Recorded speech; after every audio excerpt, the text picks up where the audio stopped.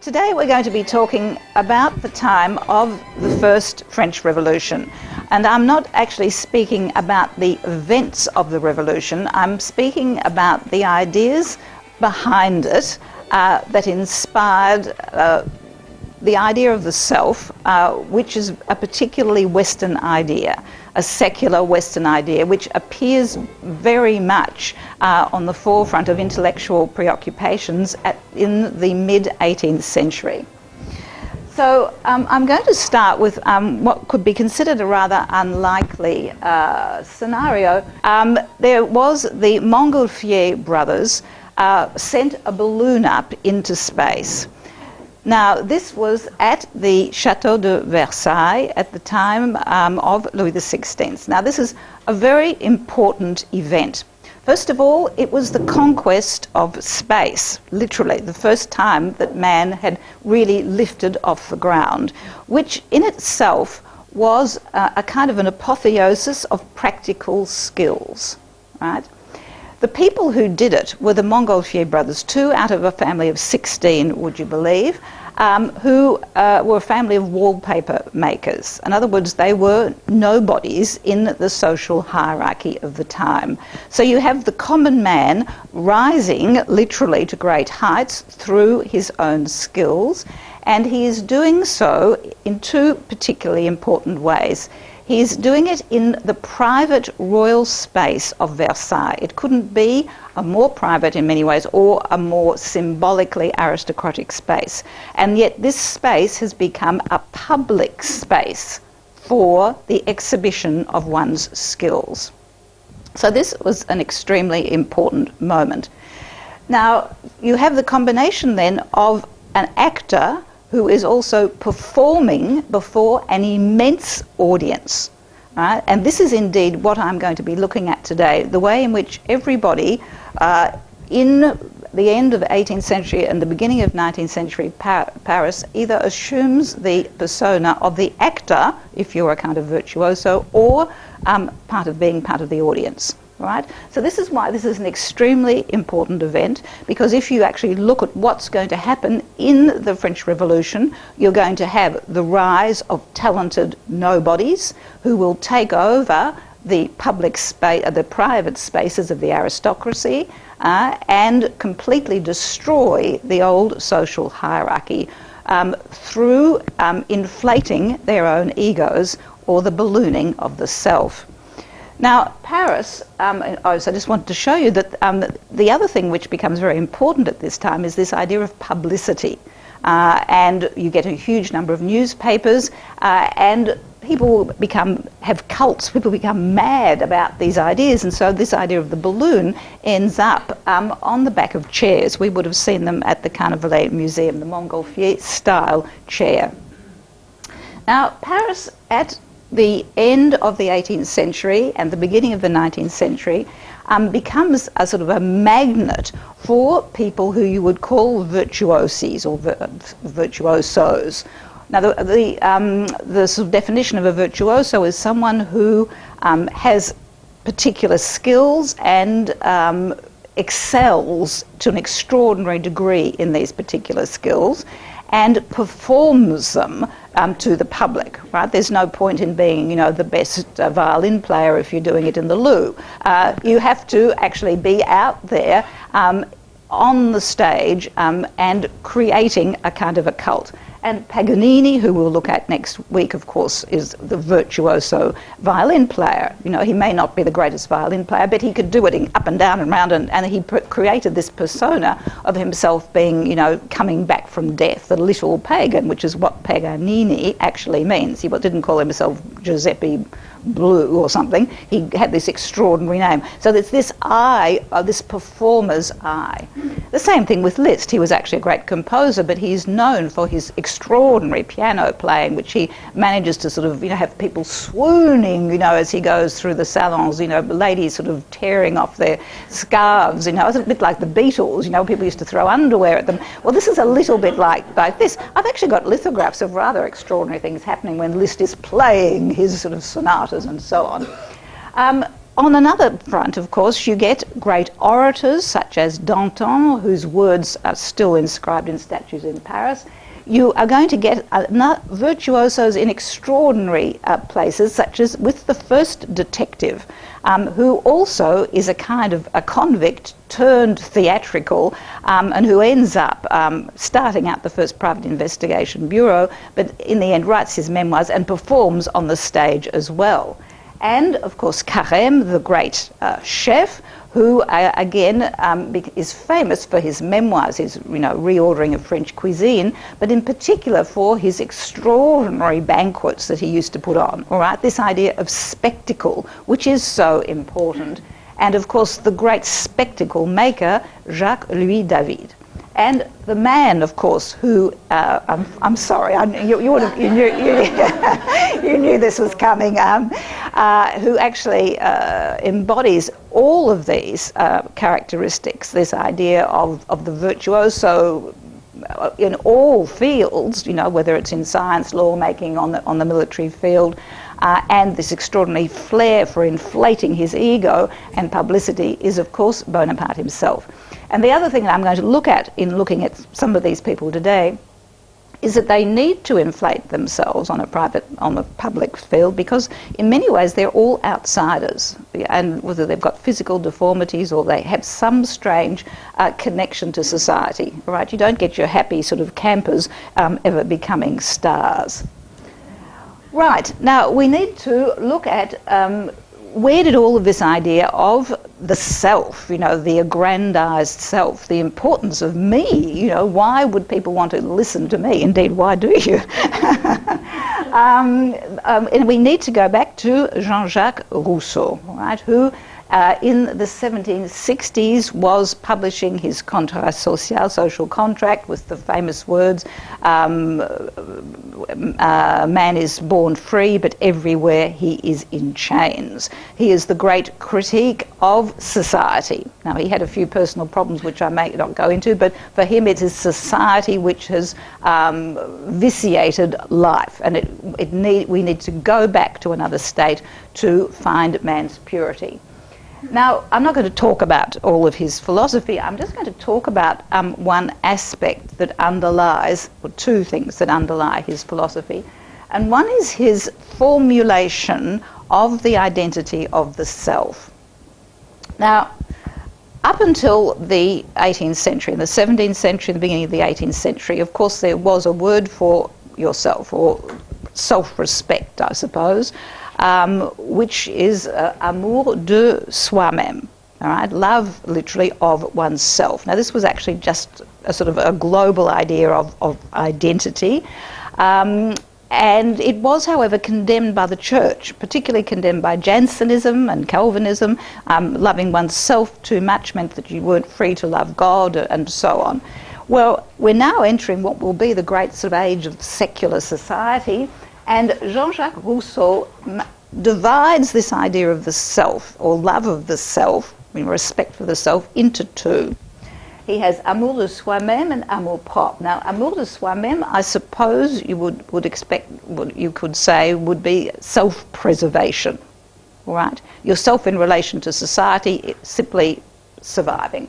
All right, it's based on the instinct for self-preservation and leads to concern for one's self-interest in regard to the interest of others. All right, so this is actually what is going to be, this part of the self is the self who will be active in society for others. And it's out of this that you're going to get the Declaration of the Rights of Man, liberty, equality and fraternity, and of course the same attitude over in America. It leads to the Declaration of the Rights and Freedom of the individual, freedom from slavery. Didn't go as far as getting the vote for women, but I mean, you can't expect too much. And his pursuit of happiness, and open society up to careers based on talent. All right, now, this is going to mean that people are now going to look for self-fulfillment rather than obedience to others. All right, it is what I want that is important. It's no longer the social structure or my obedience to the church or to the aristocracy. Now, amour propre, I suppose, would be self-respect. And self-respect arises when you compare yourself to others in society.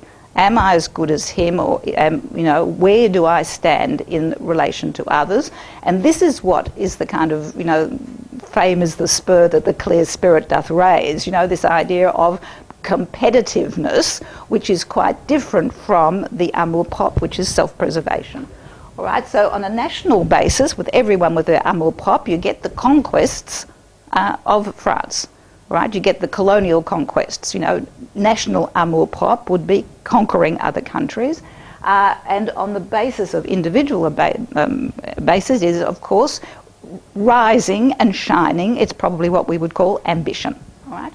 So Napoleon's the best example of both of these aspects of a new view of the self in society. So the importance of self-fulfillment and no longer obedience to others, particularly to the church or the aristocracy. Rousseau says, right, people do not seek their happiness in appearances but in internal feelings. And of course this is now the basis of Romanticism, right? This is, I get my sense of myself from how I feel about things.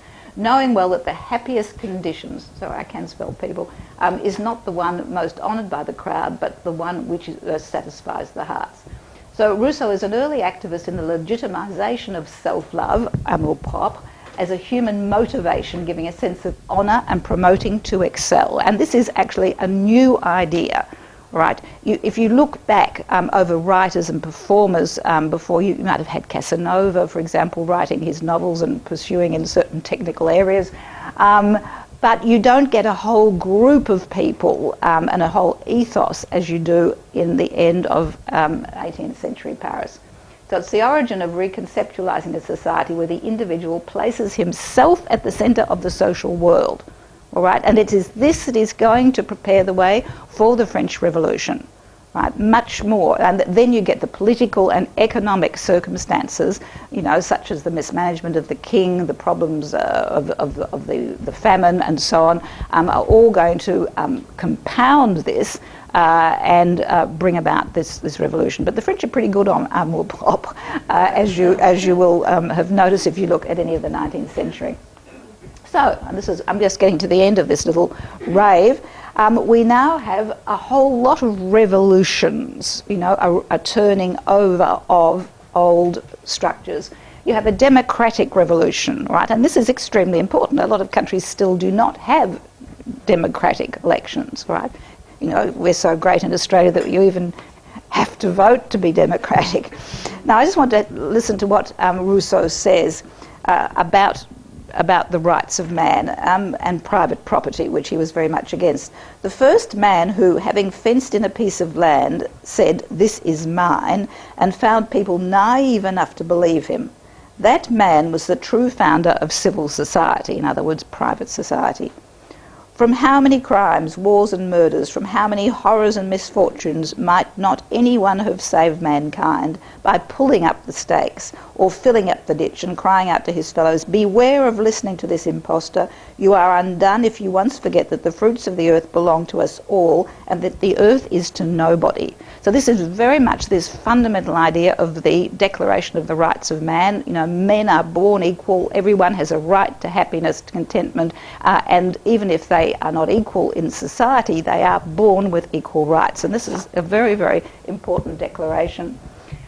This brings about the social revolution, where, of course, you no longer have the structure of the aristocracy and the church ruling. It brings about an industrial revolution, not the industrial revolution of factories, but this idea of skills as being very important. Simple, practical skills which can be pushed to great heights, as we saw with those people we looked at, as being very important. It's not how you were born, it's what you make of yourself, what your amour propre pushes you to excel at. And you're going to end up with the bourgeois revolution. Now, the bourgeoisie are this new class which is emerging, who are going to be marked by, not by birth, but by wealth. All right? And wealth, of course, comes from having excelled in some form of skill. All right? It's some innate quality that you have manufactured and worked on for yourself. All right? So it's a fundamental change in the way in which people thought. And this has come about geographically. There's all these things that happen in Paris at this time that make these ideas possible to circulate. The king, of course, Louis XIV, of course, had retired to Versailles, and the court, under the reign of his grandson, Louis XV, had stayed there, and you've got this sort of ossified structure out there, whereas all of the thinkers tend to graduate or gravitate towards Paris, where the salons are opened up, the cafes are opened up, you get the circulation of ideas. And that's why Paris is a hotbed of ideas which are going to lead to the revolution. Right. Now here we have good old Jean-Jacques looking quite sort of, fashionable in his hat. Now, what I'm going to look at is one of his works. I mean, obviously you would need several lectures to actually just investigate most of them, but the one that is very, very important and had a huge social influence on people even who didn't read his social contract or his confessions, and goodness gracious, that's self-absorption if ever you need one, On the one hand, he sort of managed to say he's such a private individual, and so then he publishes all these books about how private he is. So always, he can never live with anyone for very long. He's, always in exile from one person to another. He was absolutely an impossible person, and that the world's greatest hypocrite. But anyway, he writes Emile or l'éducation because one has to educate people to become free. And he looks at the education of children as being an absolute key issue. And in fact, it is from Rousseau that many of the child-centred activities and functions of childcare that we have today have come. Particularly the Montessori method of education. Now, the idea was that he divides childhood, or at least the youth, into three stages, up to 10, from 10 to 16, and then from on to adulthood. In the first 10 years, the child, back in nature, of course, when we're away from the vitiating nature of cities, right, back in the bosom of nature where man is free, has not been spoiled by the city. And for 10 years, he's brought up just to sort of learn by natural consequences. In the next years, from 10 to 16, he is taught to reason. And this is this idea of reason, of thought, very much the basic idea of the ideas of the Enlightenment that are very important. And once he has learned self-government and reasoning, he is now ready to become an adult at 16. And so he's given a manual trade, and he's apprenticed and taught something that he can, teaches him creativity, not sure about that, but also something he can fall back upon. And what is very interesting is that Louis XVI, of course, was brought up partially on a Rousseau model. He had a tutor, he was allowed to sort of free, and of course they taught him to be a locksmith. Remember, he was always fiddling with his locks when he wasn't hunting, and so on. So this was his main passion in life. Of course, the other thing that happens at age 16, he needs a female companion. And so into the scenario comes Sophie. Right, now, Sophie is the ideal female companion. The man, Emile, is self-governing. She needs to be governed. All right, women are incapable of self-government. So what we have and what you get out of this book, Emile, is attitude to women that will intensify throughout the 19th century as women as being the same in some ways but different. How that works, I've never quite worked out. Equal but different. One of my aunts used to sort of say, "Oh, we're all equal but different." At 10, I thought she was an idiot, but anyway. So the idea was that there are totally separate spheres, and you can see this very much coming through in the painting by Jacques Louis David.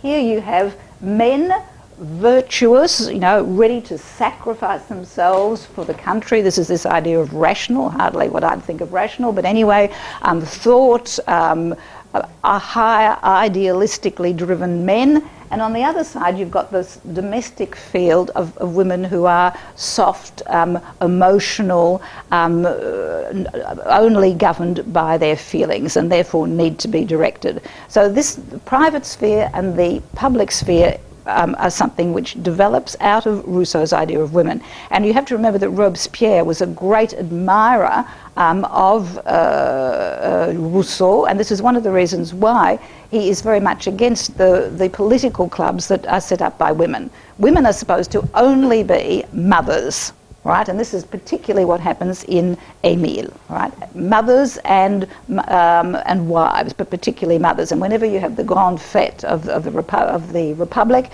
women were only allowed to come if they were breastfeeding or they were pregnant or anything. It was obvious signs of the fact that they were mothers. None of this cerebral business. Now, Mary Wollstonecraft, of course, who was actually in Paris at the time, was horrified by this and writes her Vindication of the Rights of Women. And in it, she sort of says Rousseau is attempting to show women as weak and the object of pity, and I cannot stand this contempt to which my gender is being subjected. Now, just before I actually leave this, he also advocates that women breastfeed, right? None of this bottle business, in fact, bottles had hardly been invented, or giving people out to, or children out to wet nurses, which is what the aristocracy and the middle classes did. Only 1 in 5 survived. And then, of course, they developed this bottle system, which, of course, because they didn't know about sterilisation, they put milk in it, and, of course, all the bugs would kill the children off as well. So the idea, and this of course was a man who had managed to have his mistress, he had 5 children by his mistress, and convinced his mistress to have every single damn one of them adopted or sent to the Foundling Hospital. So here he is at the meantime actually writing this treatise on childhood. And the other thing that he's big on, our Rousseau, is swaddling. He wants to get rid of swaddling, which of course is coming back again. The idea at the time was that you know, put bandages, you know, like Christ was born and put in swaddling bands. The idea was that it kept people from moving, and that theoretically nowadays they say it's because it makes them more serene. But they used to actually put a board up the back with a hook on it, and so you'd sort of hang the kids up, you know. And of course it meant he had people with great posture, but probably sort of mentally defective, if indeed they survived. If you can imagine what the mess must have been like with the swaddling bands that were never undone because they were with a wet nurse. All right, so his idea was freedom of the child and freedom for him to express himself. At the same year as he wrote Social Contract on Education, he also produces, or this is just a little bit before the Nouvelle Héloïse, this is this idea of you know, the idea of Héloïse and Abelard, remember, the lovers who, you know, can never sort of be together. So you get the idea of romantic love, love which can never be consummated and therefore becomes eternal. You never wake up the next morning thinking, oh my God, what was I thinking at the time 30 years ago? All right. So you always have this ideal of the person in your mind. So this book will be responsible for the Romantic movement, which we'll look at next week in art, music, even in architecture as well. So he's a very, very influential thinker, is Jean-Jacques Rousseau. Now, he was buried in nature, on an island in the middle of a stream. Now, does this remind you of anywhere else was someone else who was buried like this? Yeah, Princess Di. Now, she, of course, is the ultimate romantic heroine. When we look at Romanticism, you can see the way in which her image was manufactured very much, and even the end, where she's on an island as well. He was eventually, as any great person was, had his body transferred to the Pantheon, which is the temple for great men. I think there is a woman there. And on his coffin it says he fought against atheism and fanaticism, inspired tolerance. He demanded the rights of man against servitude and feudality, all right, which indeed he did. Now, what you may very well be saying, has ever this got to do with restaurants? Well, we're now really at about the same time. The first restaurant, as we know it, will be constructed in 1766 by a man called Rose de Chantoiseau. And it will be, surprisingly, for people who can't eat. All right? It is for people who have a medical condition, which we'll look at in a moment, and who don't want to eat the way others do. But it is essentially, the essence of the restaurant is about the importance of myself. All right? And this is really why I'm linking it to Rousseau. Now, if you actually look at, this is the Grand Véfour, you actually look at the experience that you will have when you go to a restaurant. First of all, you expect to be at a separate table, don't you? You don't want to be sitting with a horde of Boy Scouts or a tour group. You want to be with either by yourself or with people you have chosen. So that is your choice, right? And I'll look in a minute at what happened before. You will come into a place where you have a menu and it shows you what is available to eat. Until then, you actually had no choice. You were just given the food. You are served individual portions. You're not going to have to fight, Fred, for a piece of spinach. It is on your plate already. And the other thing is that you don't have to barter and bargain as you go in because the prices are already on the menu. You can eat at any time you like. You can go in between, not so much in France, but you can go in between 12 and about 3 o'clock for lunch. Some places are service continu. Whereas before, you had to get there at a certain time. If you got there late, well, you just ate the leftovers, as we'll see. And the last thing, which is important, the waiter comes to speak to me. What does Madam want? Now, what will I have? It's all about my choice. And, of course, I'm in a decor which flatters myself as well. If ever we wanted the inflation of the ego, the theatrical nature of dining, you need to go to these 18th century, well, there's very few of them, restaurants, where the ego is inflated ad infinitum in these mirrors.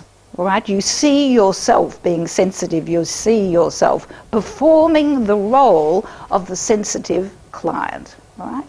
So this is what this is important, this idea of everyone being an actor and a performer. Now, what did one do before one had restaurants? Well, if you were a traveller or on the Grand Tour, for example, if you were a foreigner, the English having to come to Paris, you were pretty stuck. The taverns at the time had what they called table d'hôte, or at the table of the host. And it was a huge table which started at 12 o'clock. Now, it was just a pity if you got there, your stagecoach was closed, late and you got there at 1, well, you just get the leftovers. There was no time that you chose. Lunch is between 12 and 1, and that's it. You sat down, as you can see here, at a table of an extraordinary array of people, many of whom you wouldn't know. In the case of a traveller, people who didn't speak your language, usually canny locals who knew where to sit in front of the roast and so on. So you would sit down at the end, no one would speak to you, and already there was what is called service à la française, which is something which has disappeared. The way we eat now, because of the restaurant mainly, is service à la russe, the Russian service. Service à la française, the French service, was where you had everything put on the table at the same time. Hot and cold, it didn't matter. So the hot things got cold and the cold things got hot, but that was the way it was. And we'll look at this again. It derives from the concept of spectacle. So if you were sitting at the end next to the peas, you didn't have a hope of getting the roast where you have the canny local who knows that you sit at the middle if you're going to get that. All right, so it was a really rather difficult experience. First of all, you didn't know what was going to be there. If you're an Englishman, you didn't realise you're going to get snails, frogs' legs and innards and tripe. And then, of course, you would have to barter the price as well. So on the whole, it was a rather unpleasant experience.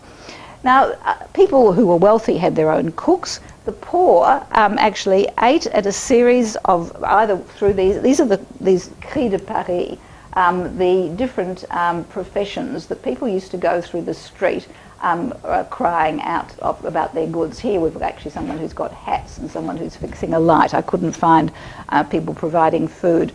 But the whole system of eating had been divided amongst guilds, which I'll talk about in a moment. And if you wanted a pie, you would go to a traiteur. If you wanted a bit of roast meat, you'd go to a rôtisseur. If you wanted something to drink, you'd go to a limondier, and they were tightly controlled. Charcutier couldn't sell any meat that wasn't pig meat, for example, whereas a rôtisseur could actually sell pig meat as long as it was roasted. But if you actually wanted something in a stew, you actually had to go to a traiteur, and so it got nasty. If you actually, this is where the restaurant nearly foundered. So this is the situation then at the time. Now, Rose de Chantoiseau is actually a kind of an entrepreneur who believes in the circulation of ideas and money and sets up an almanac, relating to what you can buy in Paris, and comes up with the brilliant idea at the time of setting up a place which sells restorers. Now, a restorer was a dish of several different types of meat that had been cooked in a kind of bain-marie until it had liquefied. So in other words, it was sort of concentrated essence of meat. I suppose it's not like viandox or something like that, but it's this essence that was supposed to have everything. In actual fact, it relates very much back to kind of alchemy. This is search for the quintessential essence of life. Anyway, this could be sipped by the delicate or indeed the weak-chested. Now, this is how he advertises his fare. We shall serve at a modest price only those dishes which contribute to the conservation or the re-establishment of good health. For those who have weak or delicate chests and who rarely eat too large meals, it will be convenient to find some decent place where they can both go to enjoy the benefits of society and to take their restorers. Now, whatever is this reference to people with delicate chests? Well, delicate chest was sort of password for sensitive, intellectual, superior. And it comes from the idea that was rife at the time, the medical idea, I suppose, that the digestion, circulation and respiration were all connected. So if you ate a heavy meal, the meat would sit in your stomach, it would rot, and then you'd get noxious fumes that came up, which would get into your brain, and you'd have cloudy thoughts, and then this would sort of, in turn, make you bad-tempered and melancholic. All right, it's all a little bit sort of connected rather with sort of, the idea of the humours. But also, this is all connected with the nervous system as well. So people who were very sensitive to the outside world, to beautiful sunsets a la Rousseau, to, feelings of melancholia, to the joy of nature, were so sensitive they couldn't have their internal digestion being fouled up by heavy food. And this was what this weak-chestedness was supposed to be about, because it meant that you couldn't breathe properly because of your bad digestion. And so the first restaurants then are addressed to people as kind of health spas, right, where people go to sip a restorer to get them back on track, all right? And of course, if you're feeling weak, you will feel weak at any time of the day. So these first restaurant places selling restorers will be open at almost any time of the day. And in fact, they managed to get themselves open even later at night, because they said they weren't like the common herd of people who'd be boozing and carrying on. These are weak-chested, delicate people. They can be out at 11 or 12 o'clock at night. They need to be restored. All right, so you get the beginning of the restaurant, where people go to, first of all, people who probably do have delicate digestions, but by now this idea of being a delicate eater, or showing that you are, the relationship between not eating and being an intellectual is so important that people go to these to appear to be an intellectual. So in other words, they are for people who genuinely do have health problems, but then for the utterly pretentious. All right, so do you see what I mean? There's this theatre of show. And in many ways, it's very interesting. I mean, nowadays, actually, if you do go to a meal, you've got someone who's gluten intolerant, someone who's a vegetarian, someone who, it's really very interesting. This definition of the self by diet, and I know I can't speak, has come back. This very quickly catches on, and soon they are selling light things that can be prepared quickly, like eggs and rice custards and I don't know, all that sort of cheeses and things that can be digested. And women are entitled to go as well, because women, as we know, are weak. Rousseau said so. They're physically, emotionally, intellectually weak, and so they need to be restored. So you'll have separate rooms for men and women. All right, so this then is the beginning of the restaurant, and this is a very important point because most people actually say, oh, the restaurant starts at the Revolution. It doesn't. It spreads at the time of the Revolution, which is what we're going to look at. But then again, the point that I want to make with this is the only restaurant really that's left of this time, is this importance of mirrors. This, looking at yourself being sensitive, and so everyone else can see it as well. All right, it's very much being on a stage. Now, all of this took place in the Palais Royal, which is right in the centre of Paris. This is where these first restaurants, and the Palais Royal had been set up by Philippe d'Orléans, who was the cousin of Louis XVI, the Bourbon kings. He, to try and make sure that he's not executed at the time of the Revolution, calls himself Philip the Equal. It doesn't make any difference, of course, his head comes off, but he sets up the first shops, the Galerie du Bois. He never has enough money, and so he turns over all around the gardens. Now, if you go there today, of course, you've got the stone galleries. These originally looked like this, all right, where you got the first shops, hundreds of cafes, each with a different solution, even one cafe where they had blind people serving. I don't know how that was done, and a blind orchestra. Everyone had something a bit different. Huge little boutiques come along, prostitutes, this is where people gamble. It's sort of the pleasure capital of France. Now, this will be where these first restaurants start, and then they gradually will go and migrate up onto the boulevards. Now, what happens at the time of the Revolution? The Revolution actually is cooked up very close to the Palais Royal in the Rue du Commerce Saint-André, where you get the Procope, where the revolutionaries all meet.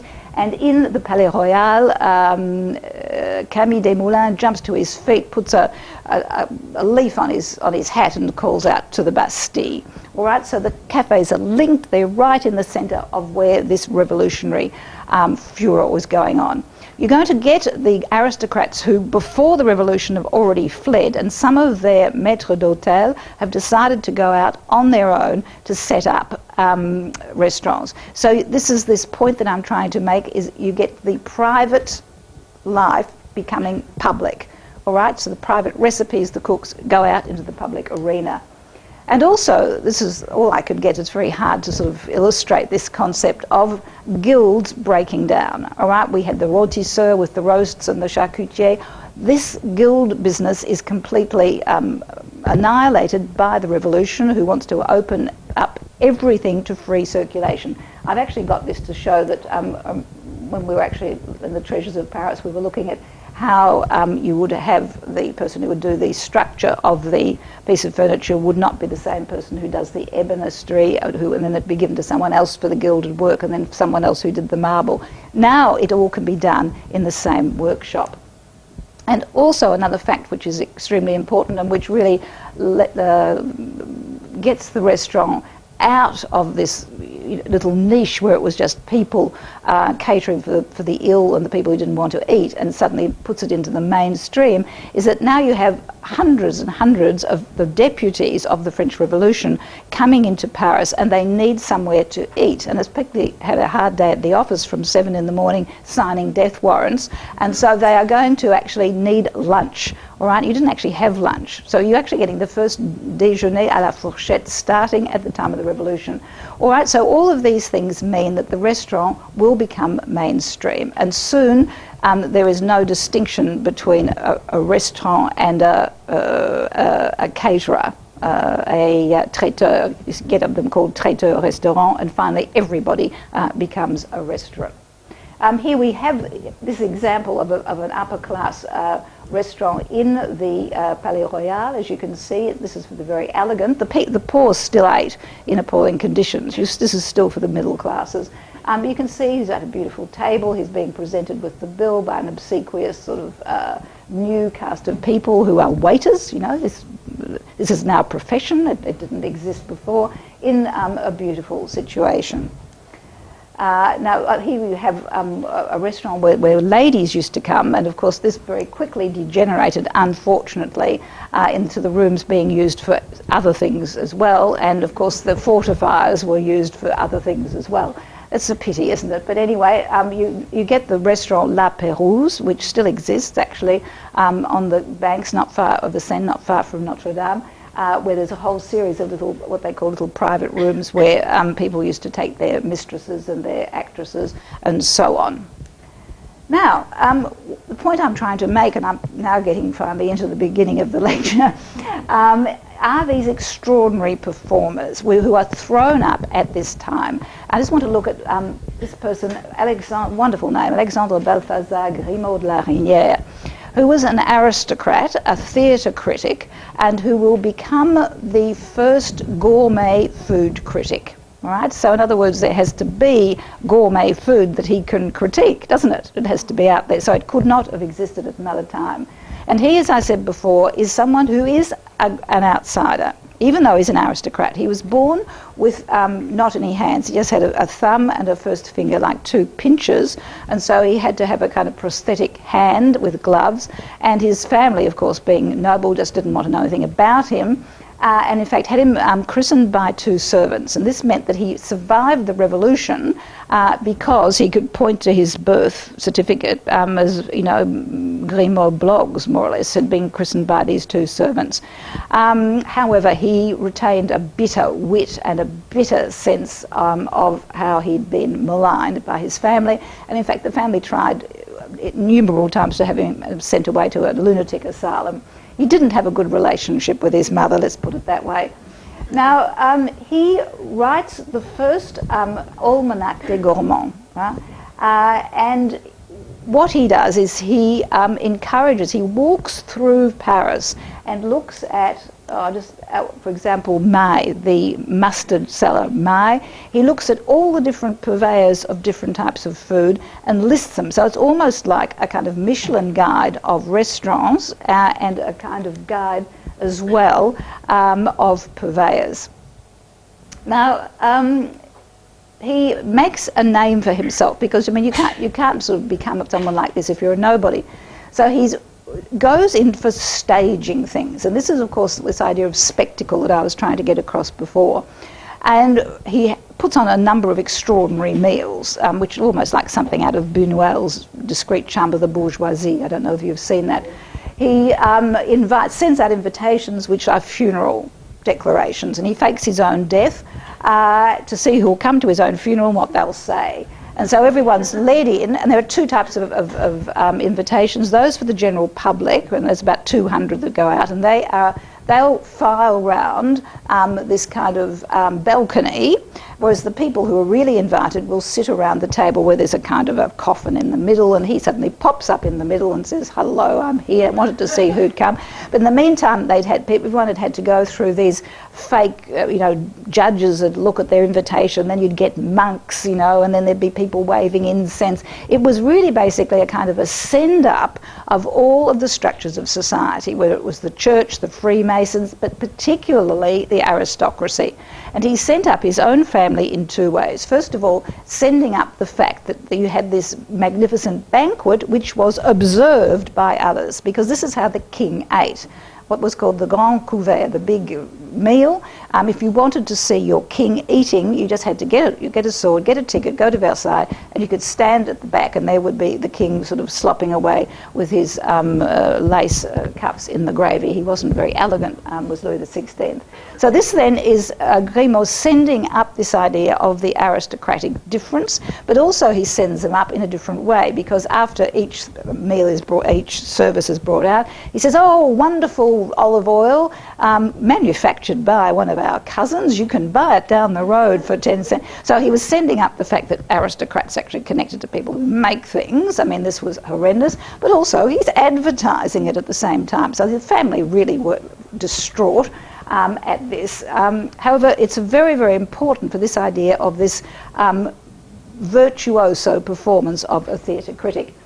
So he starts out, you can actually take this and meander around Paris now. You won't find the restaurants, but the streets are still there. It's really quite an interesting thing to do. He also realised quite cleverly that people, the bourgeoisie, no longer knew how to eat. Now, these are the people who are now eating in restaurants. They don't know how to carve. They don't know how to behave at their own family meals. And so he sets up a manual of hosts. An amphitryon is a host. So what is very important with all of these people that we're going to look at who become virtuosos is that they have a double life. They have this theatrical, excessive life during their own lifetime, but they live on through their publications. All right? Very, very important. Now, this is this funereal thing. Now, he also then has another genial idea, because life's tough in the following up of the revolution, and so he persuades people that he is the person who can say that their restaurants are worth it or not. And so he puts in his almanac, if you want, give me samples. And so soon all of the restaurants and all of the purveyors of food of Paris are sending him samples, and he and his juré des dégustateurs, jury of tasters, sit round and solemnly blindfolded taste the food, and for a price you get a certificate saying, yes, it's been given a star, more or less, by Grimod la Reynière, and people put it in their windows. So it's very much like the invention of the Michelin system. He also spent some time in the south of France, and so he's responsible for one of the first restaurants, or two great restaurants, the Trois Frères Provençaux and the Rocher de Cancale, which still exists in Paris today. It's actually a slightly later version. It's in the Rue Montorgueil.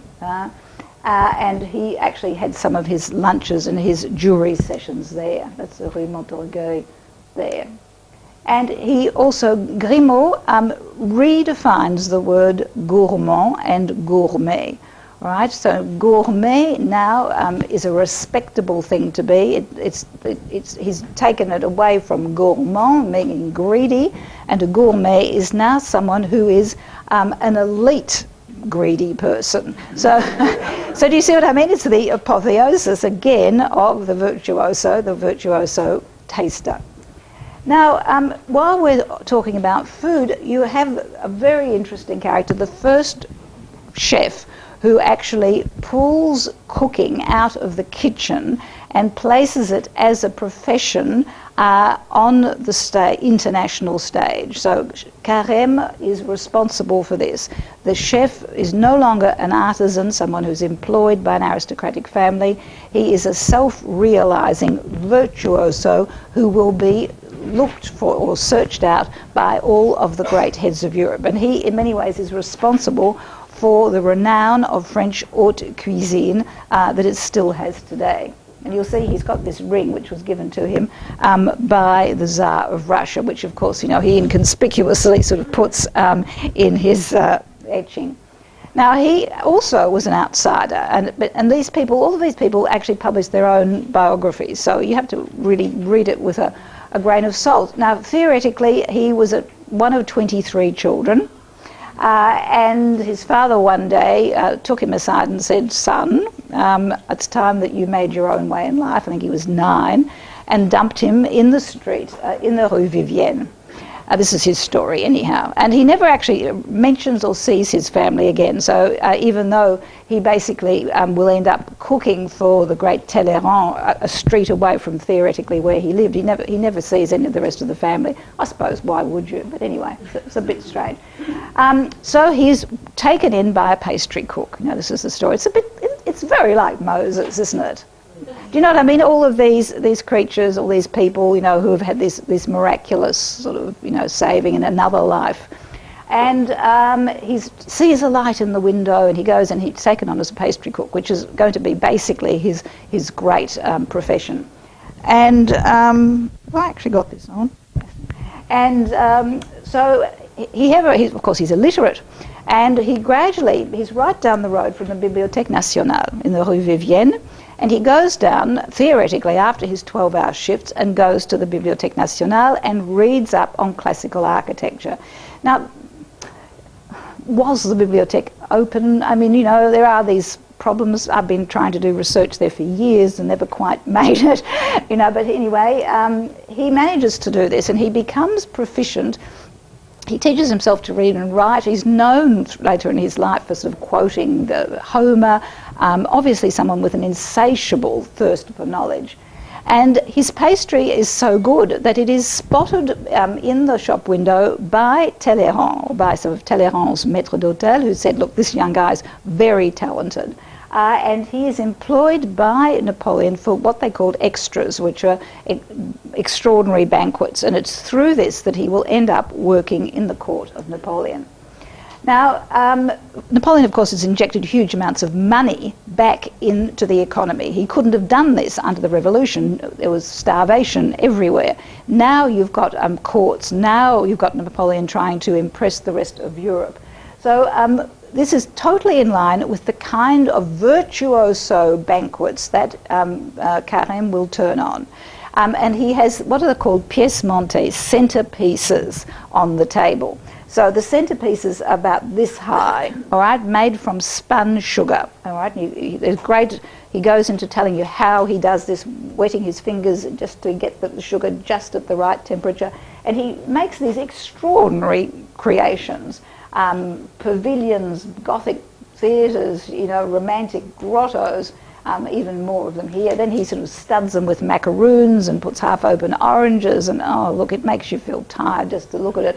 But he spent hours and hours and hours on these, and these were this wow factor that the banquets had. Now, I'm just sort of showing you some of these things. You couldn't actually just have a kind of an egg sitting there by itself. Everything has to be completely decorated. If you had fish, you had it decorated with other fish, which were in themselves decorated with more fish. See what I mean? There's the poor little pig stuck with all sorts of things which are themselves edible. Now, all of this magnificent structure is based on the idea of the service à la française, this French service, where you sat down and you had 3 different services, but each service had something like 16 or 20 dishes, which range from soups to roasts to vegetables to sorbets in the one service. After a certain time, that's taken away and the second service comes up. You don't actually sort of start with soup and end up with dessert. You actually get them all at the same time. So you get roasts at the same time as cold dishes and so on. Now, they look absolutely magnificent, placed as they are. However, there are a huge number of problems. First of all, as I alluded to, things that are hot get cold, things that are cold get hot. And then, of course, you have these, you've got parallel, roasts here. You see all these roasts, which usually actually were taken away from the table completely untouched, because it was rather difficult to get it. How the hell were you going to get to the roast and cut it? If you're sitting here, you're fine, because you can get things here and here and here, and you can ask this one here to pass that. If you're sitting here, in front of the huge roast or one of the pièces montées, you probably won't get much to eat. And so the whole system is actually based very much on a sense of hierarchy. The most important person is there, and the less important people are literally below the salt.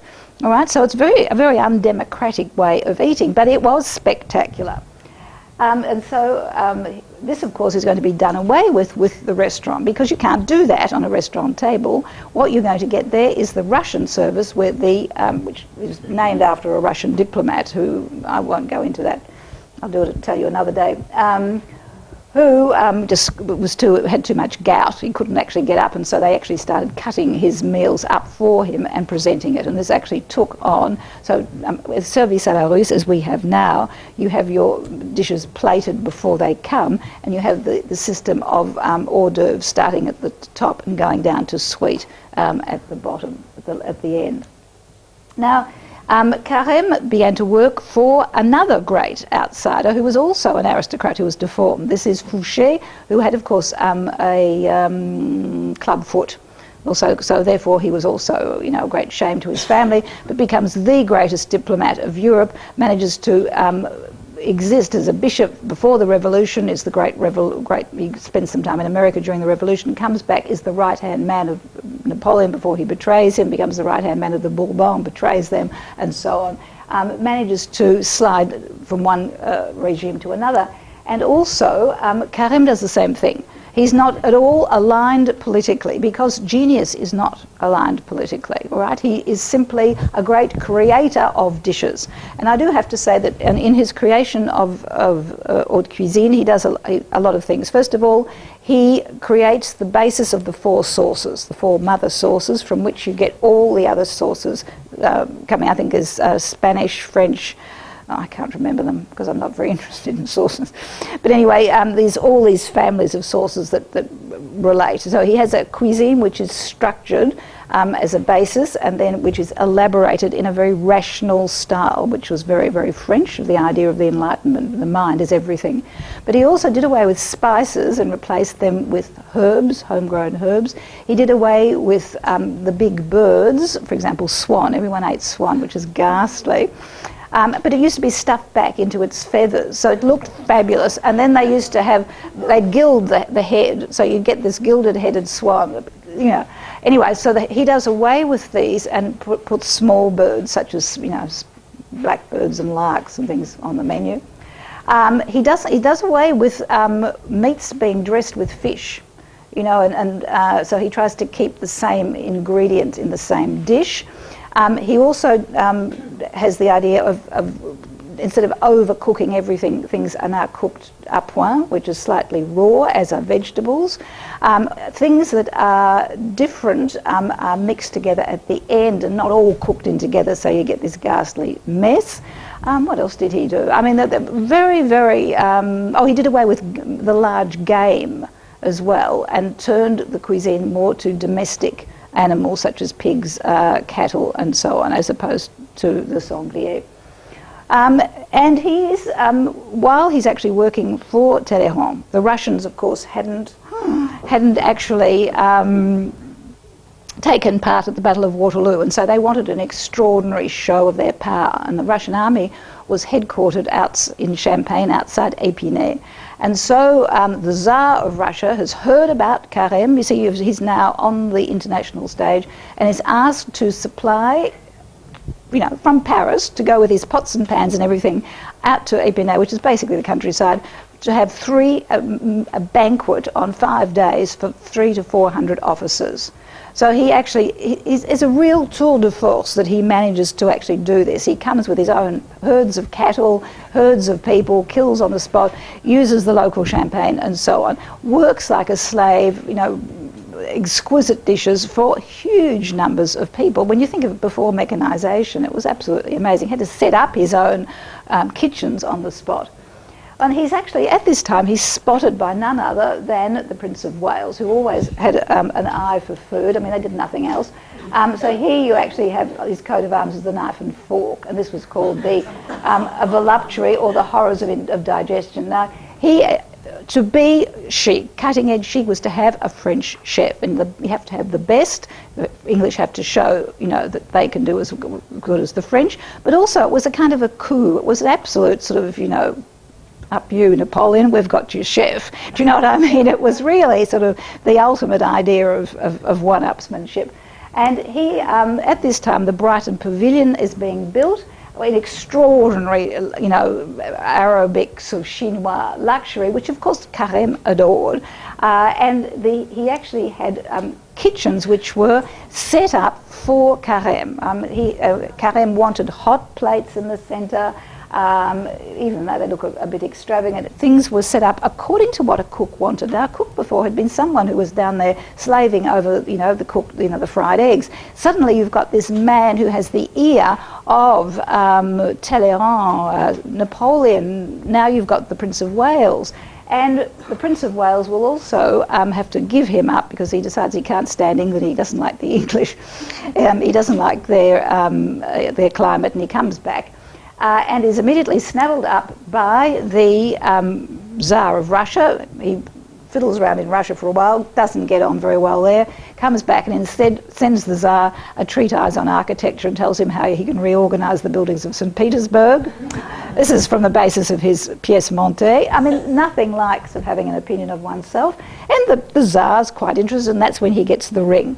Anyway, he comes back and he is taken up by the Rothschilds. Baron James de Rothschild now is the multi-millionaire of Europe, but he has more than the things that the great courts have. He's extremely clever, and he realises that to be, you know, being Jewish at this time, you know, is, you know, there's still a kind of what would you call a prejudice against the Jews, and so he wants his dining room to be the best in Europe, and it's particularly his wife, Betty de Rothschild, who's his niece, who actually is the great sort of connoisseur of culture, and it's she who engages Carême.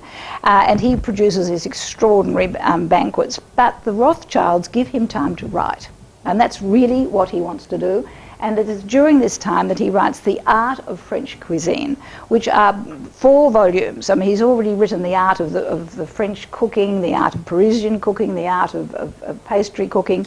And it is through this that he reaches the world, all right? Otherwise, he could easily have just been someone who actually cooked for a few crowned heads of Europe. It's through his publishing that he becomes renowned throughout the world and that we still know him. He also is responsible for the chef's toque that he wears. I'll have to get on fairly quickly. Here's another fascinating character that arises also at the time, and particularly relates to the time of the rise of Napoleon as well. Because if you look at Napoleon from another point of view, you can see him really in many ways as an outlaw as well. He was an outlaw in fighting in Corsica.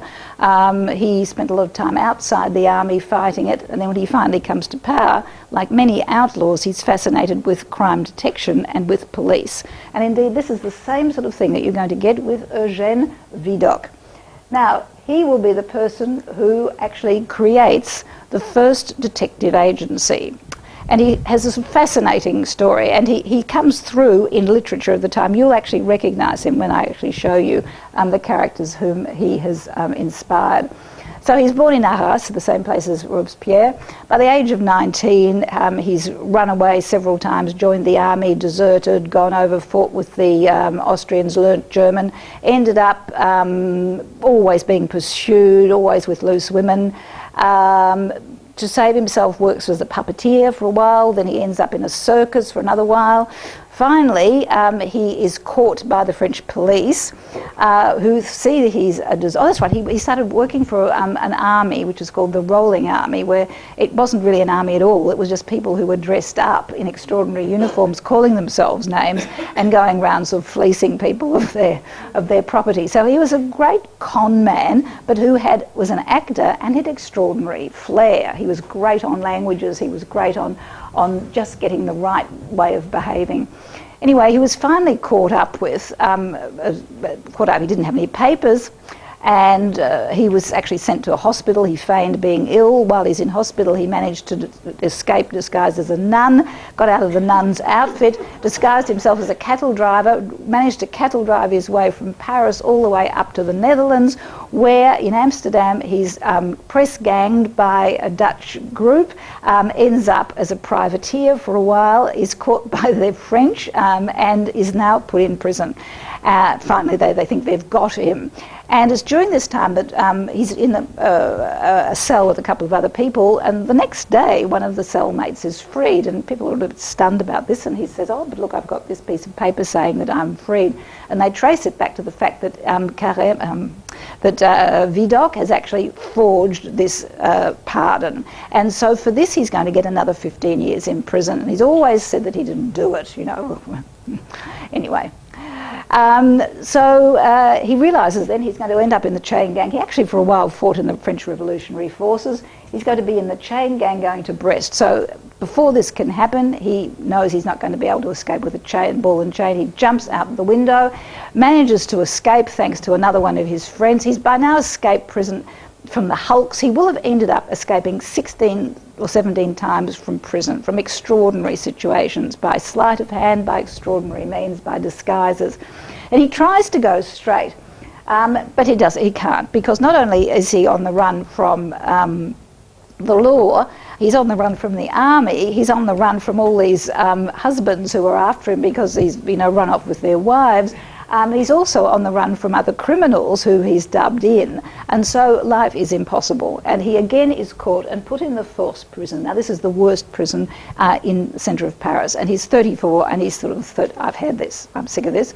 So he applies for an audience with one of the people who is one of the head men in the police force, it's not Fouché yet, is Henri, and says, "Look, I'll become an informer." And they look at his dossier of what they've got of him, and they realise that he's quite an extraordinary man, right? And they decide they'll take him on. And so they fake his escape, all right, he's supposed to have been shot at as he escaped so the prisoners won't suspect. And he is taken on as the first plain-clothed policeman, given 7 other ex-convicts to work with. And within 3 years, he's managed to catch 5,000 criminals. So he's promoted, and he becomes the head of the Bureau de Sûreté, which is still the French police detective agency. So he gets right to the very top. Now, he is amazing in the way in which he does he captures people, but he also invents a whole lot of things. Look, I'll just have to go ahead onto this. At the time, he had a great photographic memory, and so he realised that the other people who were working with him, who were ex-cons, might be good at filing, locks, but they couldn't remember as he could. So he set up a system of files for all of the people who he was investigating, and he had things such as, blue eyes, grey eyes, samples of their handwriting to see if they were forgers. And this was based on the idea at the time of phrenology, where if you took measurements of people, you could see what their temperament was like. The brain, the bumps on the head business. And this is perfected later by Bastille, who actually uses this anthropomorphic description of people, so that before you actually get fingerprinting, this was the system that was used to capture people. The size of their feet, the colour of their eyes, the breadth of their shoulders and so on. And this is developed by Vidocq. He also was the first person to work with ballistics. He was in a crime investigation where, he saw that the gun didn't match the bullet. He works from clues. He managed to solve a mystery where all they had was the bag that the horse had been eating out of, and he traces it to where did they get the bag and so on, and captures people. He resorts to extraordinary disguises, wigs, all sorts of things. He manages to publish a dictionary of slang and the ways in which different groups of people in society live, which was used right up until about the First World War for identifying people. Homosexuals would do this or that, or certain criminals would have bands of hair around their wrists. And he was so amazing, he could impersonate anyone. He would never give in. I think there's a story of him in freezing cold weather sitting in a pile of dung for 12 hours waiting to catch someone who came out. So he really was an extraordinary person, but he is very much the basis of our idea of the detective hero. And also the detective hero who is an ambivalent character. I don't know whether any of you watch those Montalbano mysteries, do you? They're always, the hero who spends his life investigating, gives up his life. He, finally, of course, people catch up with him. They're very jealous of him, his own past, because he does manage to be getting an incredible amount of money. And so it's actually thought that he was using undercover his own ex-cons to actually extort money and setting up some of these crimes so that he could catch the criminals and get the money. So it's not terribly sure on which side of the law he was. But however, he was a very colourful character. So when they decide the 1830 revolution arrives and you get a Jesuit who's put in charge of the police state, doesn't like Vidocq at all, and so the Bureau de Sûreté is closed down. Doesn't faze Vidocq. He starts up his first private criminal investigation system, and he has it in the Galerie Vivienne. Right, number 5 of the Galerie Vivienne. If you go into a staircase, you can go up, and this is where he lived, and underneath there was a whole series of tunnels where he could go and escape and pursue people. Now, he was very friendly with Honoré de Balzac, and his nickname was Vautrin. Vautrin means as strong as an ox, and this is the character who appears time and time again in the human comedy, about 5 or 6 times. He's in Père au Goriot, but the person you will recognise is in Les Misérables. He inspires Victor Hugo for the character of Jean Valjean, who is the convict on the run seeking restaurant, but Javert, who is the implacable police officer who will do anything to capture him. So in actual fact, both characters are drawn from Vidocq. And I think that is absolutely fascinating. Now the other thing is that, Edgar Allan Poe, who creates the first mysteries, you know, that this is the mystery of the Rue Morgue, who creates a character called Dupin, who uses the same investigative methods as Vidocq, and Dupin is the ancestor, of course, of Sherlock Holmes and our character. Now, I get just onto the last person. We've actually had this sense of performance. All of these inflations of these egos with their amour-propre, practical skills that they get out there in a theatrical form. But we have the great theatre maker of the time, who is Jacques Louis David. Now, he also, of course, had a problem. We had two people already who were deformed. He actually had been in a dueling accident and had a scar which had become infected and became a benign tumour, which meant that he couldn't speak properly. He mumbled. So he is an outsider, and of course at a time when speaking in the salon was everything, a man who mumbled was an outsider. So he also has a bitter sense of being against society, and as you'll see, he ends up being a Jacobin. Now, we've already looked at his painting. He, for a number of years, doesn't get the first prize, which is the Prize of Rome.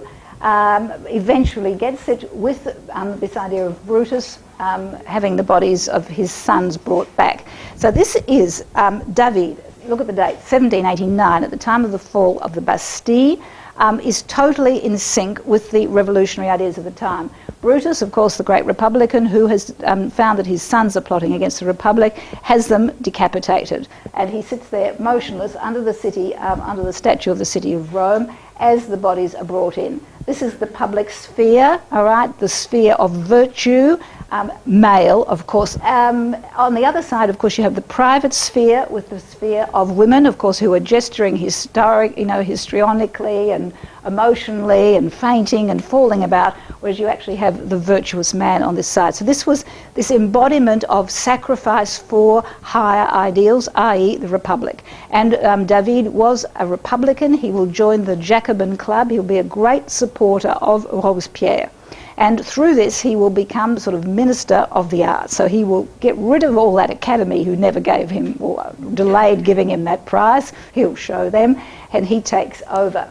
Now, he, at the time, you have the Republic needs a way of visualizing abstract concepts. It's all very well to talk about liberty, freedom, fraternity and equality, but for the average Joe Blow it's difficult to look at. So you need an iconography which is recognizable to people. So you're going to have paintings by David which are almost in a kind of Christian mode, and then he's also going to put on these extraordinary ceremonies where everyone can participate and feel what it is like to be a citizen and to be equal. So this is the first martyr, who was Michel Lepelletier. This painting was destroyed. Now, Lepelletier was killed because he had voted by a royalist. He was killed by a royalist because he had voted for the death of the king. He was knifed in a cafe in the Palais Royal. David himself will vote for the death of the king. Anyway, when the Marat is assassinated by Charlotte Corday, he is asked to paint the sort of apotheosis, I suppose, of the martyr of the French Revolution. And he comes up with this extraordinary painting, which you've got almost like a tombstone here, with his name on it and the year. And you have the body of Marat like a Christ figure, very much like the deposition from the cross, if you're used to that kind of iconography, even with the head bound, and the blood from the wound, very much like the idea of the stigmata. Now, of course, Marat had been on the run for a number of years and had lived in the sewers, where he developed a fungus infection in his skin, and he could only, in the days before antibiotics, the only way in which he could get relief from this was by soaking in a bath. So here you have a brilliant conception of the death of a martyr, a Christian, de-Christianized martyr. There's nothing to distract the eyes. The light, raking light, comes down on this overturned head. And you know how when Christ is on the cross, there's a little inscription saying, "Here, behold, King of the Jews." Here you've got the inscription here, where he's actually writing a letter to some poor family whom he was going to help, not behead in this case. Now, when he actually died, then of course they needed the ceremony to go with it, and so David cuts his teeth on the burial of Marat. It was a bit of a problem because he was rotting quickly because of his fungus and so on. So this takes place, in the Cordeliers. I'll just go quickly through here. Now, the year after the fall of the revolution, David, as part of the tight group around Robespierre, is asked now to orchestrate these Fêtes de la Révolution, these festivals of the revolution, which are supposed to bring people all over France together to swear to the ideas of the Republic. Right? Now, the king hasn't been decapitated yet, right? He actually participates in some of these. But what you actually have is this immense choreography, and what I'm trying to look at here is this idea of spectacle, all right, which is no longer in a private space such as it was at Versailles, but Paris itself has become the great spectacle field of the revolution. So David is going to choreograph millions, not millions, thousands and thousands of people. He's going to do the costumes, he's going to do the decor, he's going to sort of get the music organised and direct the whole thing. All right, so these were very, very important rallies, and in fact Hitler, when he is looking at the Nuremberg rallies, is inspired by these revolutionary rallies, which is extremely ironic, but they're very much on the same scale. Now, when David is called in all the time, we now have the apotheosis of the great thinker of the revolution, who is, of course, Voltaire, and his body is brought in 1791 to the Pantheon to be buried. And of course they call on David, who uses all of this imagery of the Roman chariot and Hercules to bring him in. I think I might actually just leave that and go on. We now actually have interesting attitudes to religion at the time. Now, theoretically, you're always told that the revolution was against the Christian religion, and it was, but Robespierre had his own take on it. At the beginning of the revolution, the churches were closed. Most of the priests were told they had to swear an oath to the Republic and not to the Vatican. And Notre Dame in particular had all of its vestments and ornaments taken down, and it became a temple of reason. And they would have at the altar, they would have a woman impersonating liberty, and it's got two philosophy up here, and you would have the symbol of France, freedom, which is Marianne, people lighting flames to liberty. Robespierre thought this wasn't a good idea. Now, Robespierre was a great admirer of Rousseau, and he and Rousseau were both deists. In other words, they believed in the importance of belief in a supreme being, and they also believed in the immortality of the soul, which was just as well for Robespierre, considering the number of people whose souls he dispatched. So he then closes down those temples to reason. So there's a kind of a move with Robespierre away from those values of the revolution that actually inspired it, which was this idea of reason. And now you have the feast of the supreme being. And he calls on his friend David to put this into practice. And this is the greatest sort of apotheosis of Robespierre imaginable. Robespierre will progress around here and up onto this artificial mountain, dressed in blue with the sash of the Republic. He will be the chief priest of the Supreme Being. All right, this is only a few weeks before he will finally be denounced as a traitor and guillotined himself. All right, so here you can see what an extraordinary job David had to do. I'll be going a bit of 5 minutes over. Apart from the massed choirs, the managing to get people walking, marching together, getting the music playing, getting all of the props, getting the costumes. There was also these pyrotechnics, firework displays, which had to be spectacular so it would make people believe in these abstract ideas. And so there were a whole lot of statues representing, idolatry, ignorance. Atheism was also one which was going to be burned, and they all were lit up. The one in the centre, which is the Supreme Being, is actually made of stone and also is encased. So at a certain given moment, the fireworks go up, all of the other statues disappear, but they burn around the Supreme Being, as you can see here, which emerges unscathed like a phoenix from the fire. So it was an absolutely spectacular, visible message of the power of the Supreme Being, with Robespierre linking it to the ideas of the Republic. All right, well, very quickly, Robespierre will be denounced. David realises that he's being denounced, stays home. He says, "Oh, I'm sick, I can't go in today," and manages to avoid being guillotined. However, he ends up in prison, and that's actually when he does this painting, the intervention of the Sabine women, which is actually asking for the two sides, the Romans and the Sabines, to actually come together. It's a painting of reconciliation. Remember that the Romans had actually taken away all the Sabine women. A couple of years later, the Sabines come to get them back, and the daughter of the Sabine chief, Heraclius, is here. She's also married to Romulus, who's looking a bit, leggy there. And she's saying, fighting in the nude, obviously, just as well as the Mediterranean country, it was a bit... she's standing over the children, this importance of women as mothers and as mediators as well. All right, the men are just fixated on each other, but she's this woman in the centre separating them. But it was also a message to his wife, David's wife, who actually was a royalist and who'd sort of dumped him when he sort of executed the king. It was a bit going overboard, and he actually manages to get her back with these paintings.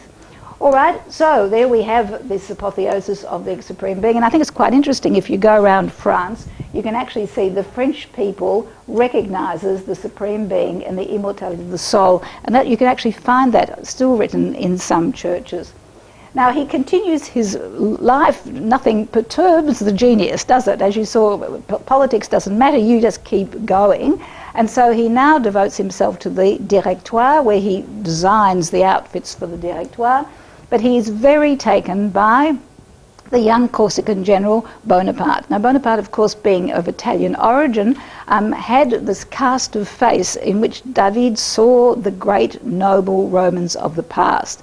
And so this is his first painting of Bonaparte, which he never completed because Bonaparte would never continue to pose. But you can see him very much as this impassive Roman face.